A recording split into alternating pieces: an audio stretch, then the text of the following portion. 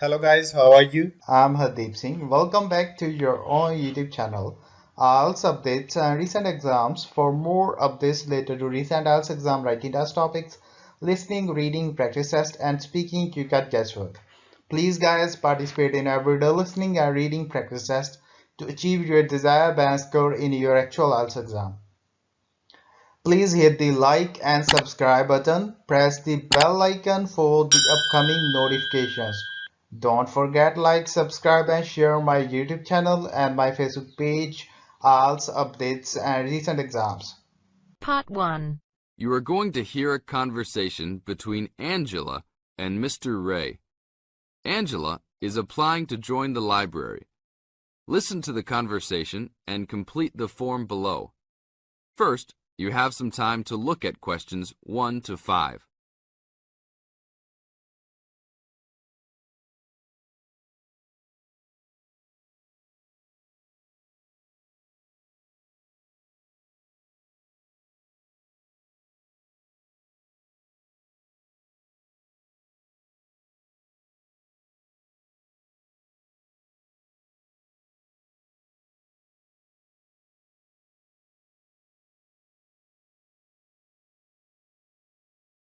Hello. How can I join the library? Well, you need to make an application. Would you like to do it now? Yes, if I can. One moment and I'll get the form. Now, I just need to ask you a few questions before you sign at the bottom. Okay. Your full name, please. Angela Mary Price. Price? Yes, that's right. Okay. And your address? Apartment 3, 86 Bridge Street, Pimlico. Bridge Street. That's just near here, isn't it? Yes, not very far. Good. So the postcode must be 2065, right? Yes, that's right. Now, your telephone number. I need both home and work if you have them. My home number is 8763-5142, and work is 8456-1307. Do you need anything else like ID or something? Yes, your driver's license will do, if you have one. Right. It's easy to remember. I know it by heart. 4040AC. I'm afraid I'll also need to see it. Okay, here it is. Thanks. And your date of birth, please? 24 March 1981. Okay, thanks. That's the most important part completed.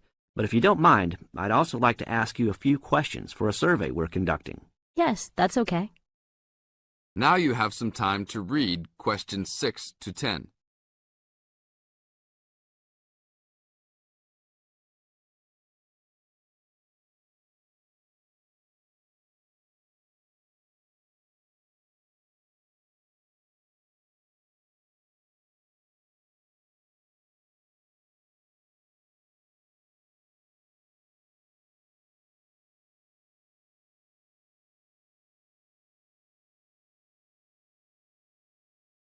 As the conversation continues, answer questions 6 to 10.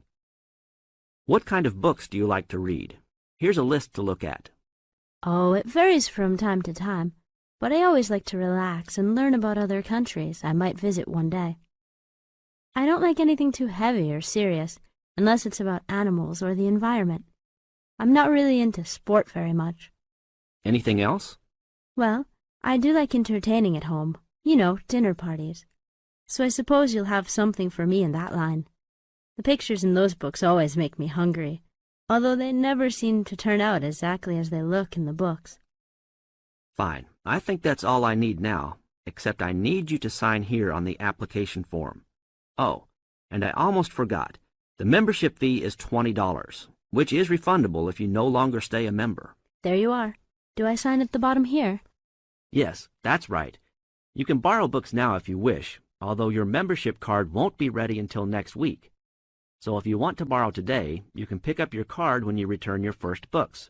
That's if you want to take some now. I think I will, but I'll have a look around first. Okay, take your time. That is the end of part 1. You now have half a minute to check your answers.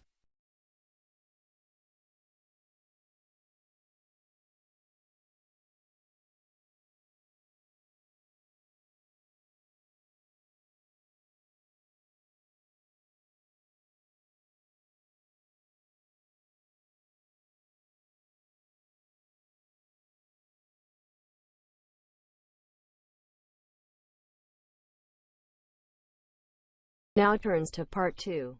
You are going to hear a lecture about dining services. First, you have some time to look at questions 11 to 14.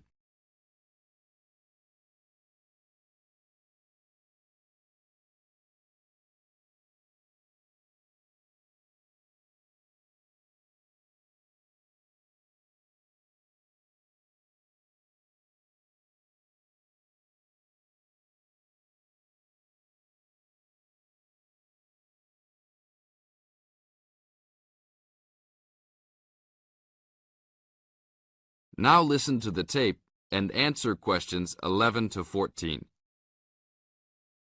Welcome to the Dining Commons. This is the newest facility on campus, and I'm proud to say, also one of the best. I know that all university students miss eating home-cooked food. Well, this year, we are hoping to provide students with food and services that will make you feel at home, even without your family. The administration has been listening to the voice of the students. Students gave us frequent suggestions last year as to how we could improve the university. One of the most frequent suggestions was improving the dining options. We have been working hard all summer to come up with ideas that will make student life in the dormitories more pleasant. One of the new options we are offering in the dining facilities is variety in student meals. Last year, there was a set menu for every dinner, so if students didn't like the food, there was no choice. Students had to eat whatever was served. But this new dining facility has 3 completely unique areas, each with a different theme. At every meal, there will be 3 options for students to choose from.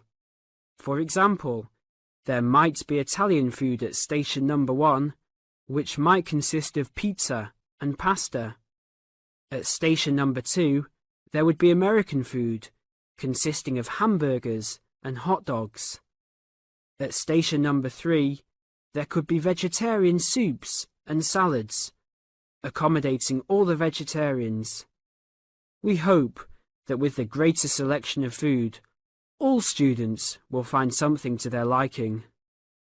Now look at questions 15 to 20.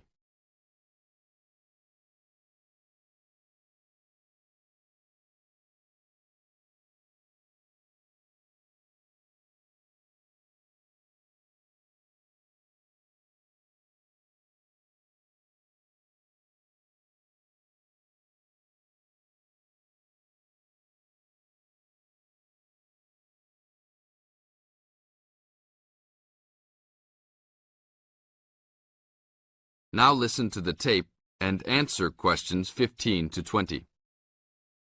Not only will students have more options, the food will also be better. Each section of the facility will have a head chef. These are real chefs that have been trained in culinary school and have been hired specifically by the school to work in the dining facilities. All of the chefs have a speciality. The school is hoping that these chefs will prepare better tasting and more nutritious food. Every student will be able to make suggestions and also give their input as to which menus taste better. Last year, many students complained that the dining facilities didn't have very convenient hours. This year, we hope to change that. We will open for breakfast at 6 a.m. to accommodate all the early risers. In the evenings, we will open until midnight for all the students that like to go for a late-night snack. The afternoons will still remain closed, but we will have a student store open that will provide all students with drinks and fruit. The student store will be open every day from 2 p.m. to 5 p.m. Every student that has paid full tuition and dormitory fees has already paid for their dining facility fees. Students can eat at any time and in any amount for free. If you are a student that does not live in a dormitory, you can still purchase a dining facility card. This card will entitle you to the full services of the dining facility. This card is available only for students and is not open to the general public. If you are not a student and wish to dine here, you must purchase meals at the door. There are a few rules to follow. Even though we do not limit the amount of food that can be taken, we do not want students to waste food. Please do not take more than you can eat. Also, every student must clean his or her own trays and plates. We will provide plates and trays for student use, but please do not abuse these items. Please do not leave your plates on the tables. Your parents are not here to clean up after you anymore, so I hope all students will be responsible. Thank you for your attention and enjoy the upcoming year. That is the end of part 2. You now have half a minute to check your answers.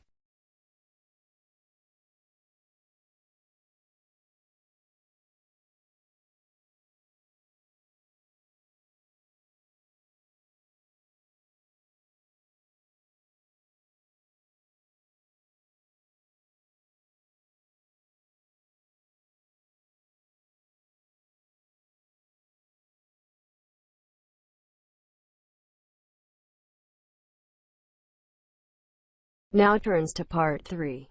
You will hear a conversation between two students who will discuss a project they're working on together. You have 30 seconds to look at questions 21 to 27.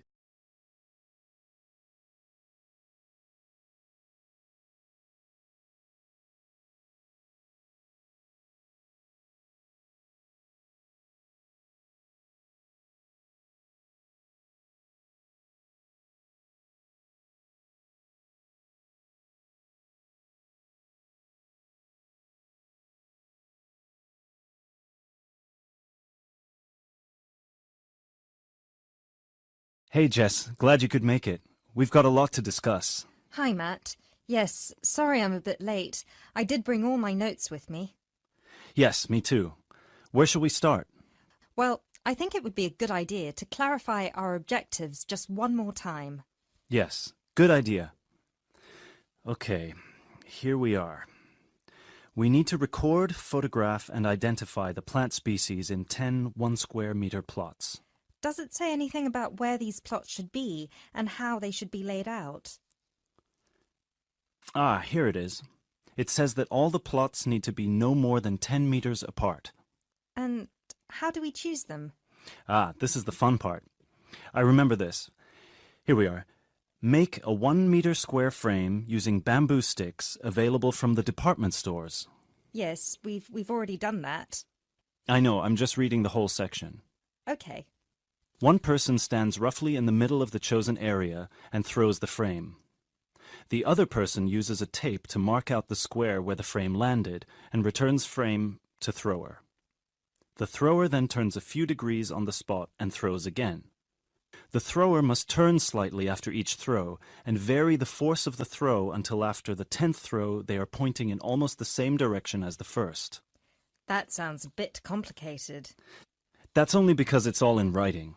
It's just a simple throw, turn, throw, turn, throw, turn until we have 10 squares.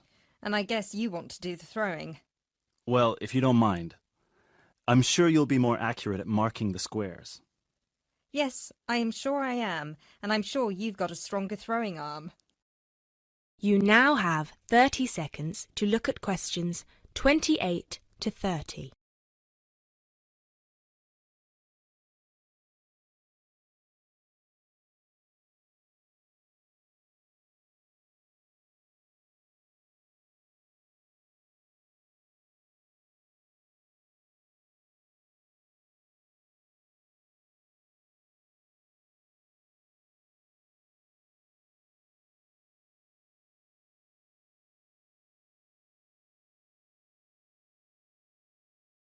Okay, good. We've got that sorted. Now we need to decide where to go. Yes, I've been thinking about that and I've brought the map. Ah, well done. I forgot mine. Now, I've identified 3 possible locations, but they've all got some disadvantages. Okay, fire away. Well, the area around this lowland marsh could be interesting. There'll be a lot of interesting water plants here. Looks good, but what's the problem? Mainly that it's already a designated nature reserve, and I think there's already been a lot of research done here. Ah, I see. Well, I'd rather do something that's new and can be useful. I agree. That's why I identified this area further west. See, here, behind the beach. Oh yes, I see. That area there, where it's flat, but quite high. Exactly. If you look a bit further inland, you'll see that there are hills which will protect that area from strong north winds. I see. Excellent. But what's the problem? Just that it may not be very interesting. We know that the geology there is not conducive to a wide variety of plants. I agree. So what's your last idea?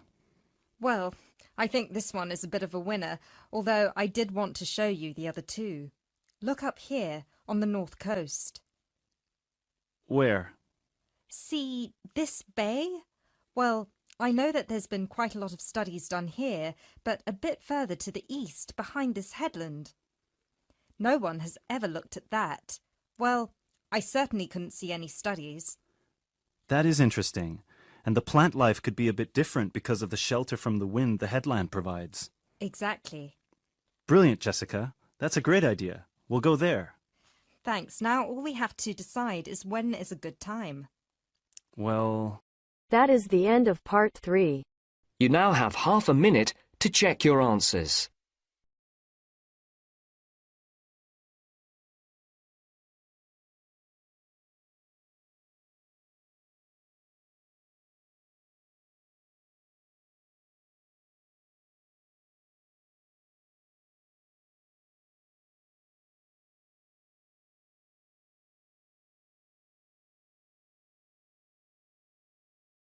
Now turns to part 4. You will hear part of a lecture about issues involved in the management of the growth of cities. First, you have some time to look at questions 31 to 40.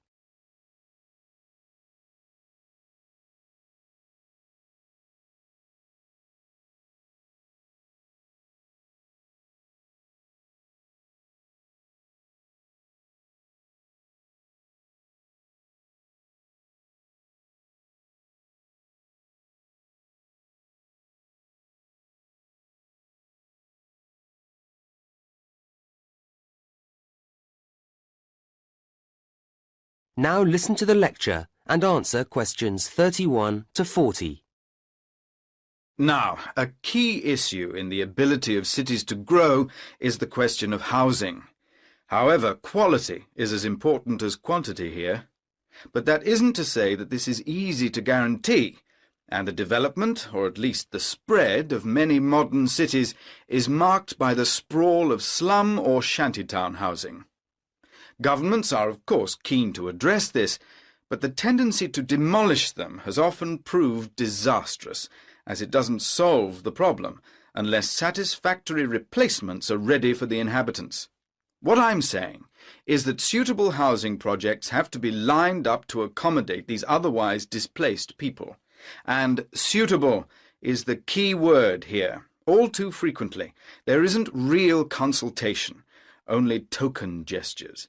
If the residents aren't fully involved, they are unlikely to find the resulting development appropriate to their needs. People need to feel reasonably independent, and strategies for providing accommodation schemes work much better if an approach rooted in self-help is applied. People value things more when they have been part of bringing them into being. At the same time, residents can't do everything for themselves, or not well enough anyway, and so governments need to accept that a number of services will always have to be laid on. These would include electricity and water and so on. From the other side, residents need to feel able to commit. Migrants are essential to the growth of cities, bringing rapid increases in population, skills and income. But they need to have a sense of security, of long-term commitment to the city, if they are to invest money in building or buying houses. Developing this sense of commitment isn't straightforward, and it takes time.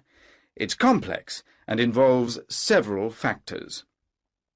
People need to feel they belong, and unfortunately too many governments fail to appreciate that community values are a crucial component of that.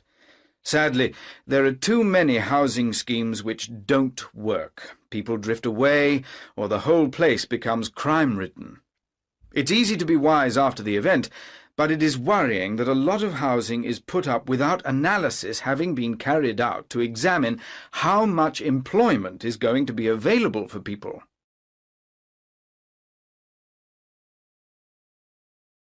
But I don't want to labour the negatives too hard. Such difficulties as there are challenges, and challenges that can be, and often are, overcome. And cities are, I believe, a good thing. Urbanisation, the process of developing cities and the societies that comprise them, may not be everyone's dream, but it has a huge impact on the economy, and also benefits each and every person's freedom.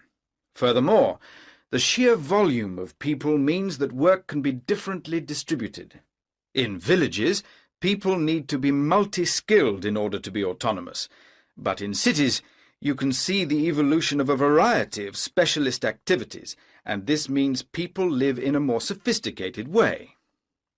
It's not only tangible phenomena. There are all sorts of other equally important benefits too. Residing in cities brings us face to face with many different ways of thinking or going about things, and this increases our degree of understanding, something which is hard to measure in scientific terms, but which surely makes better people of us all. Right, well, now I'd like to turn our attention to the suburbs. That is the end of part 4. You now have half a minute to check your answers. So guys, don't forget like, subscribe and share my YouTube channel and my Facebook page, IELTS updates and recent exams. For more updates related to recent IELTS exam writing test topics, listening, reading, practice test and speaking, you got guesswork. Please guys, participate in everyday new IELTS listening and reading practice tests to achieve your desired band score in your actual IELTS exam. For more IELTS material, visit my official website www.ieltsupdatesandrecentexams.com. The link is given below in the description. If you need PDF files of latest IELTS material, then please join my Telegram channel. So guys, please write your score below the comment section. Again, thanks for listening. God bless you all guys. Stay tuned, stay safe.